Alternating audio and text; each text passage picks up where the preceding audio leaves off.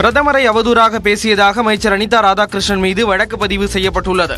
தூத்துக்குடி தொகுதியில் நடைபெற்ற பொதுக்கூட்டத்தில் கலந்து கொண்ட அமைச்சர் அனிதா ராதாகிருஷ்ணன் பிரதமர் மோடியை கடுமையாக சாடினார். இந்த நிலையில் அனிதா ராதாகிருஷ்ணன் பேசிய வீடியோவை தனது எக்ஸ் பக்கத்தில் பதிவிட்டு கண்டனம் தெரிவித்த அண்ணாமலை, பிரதமருக்கு எதிராக இழிவான மன்னிக்க முடியாத வார்த்தையை பேசியதன் மூலம் திமுக தலைவர்கள் தரம் தாழ்ந்த நிலையை அடைந்துள்ளதாக குறிப்பிட்டிருந்தார். இது தொடர்பாக பாஜக மாநில துணைத் தலைவர் கருநாகராஜன், மாநில செயலாளர் கராத்தே தியாகராஜன் ஆகியோர் தலைமை தேர்தல் அதிகாரி சத்யபிரதா சாகுவை சந்தித்து மனு அளித்தனர்.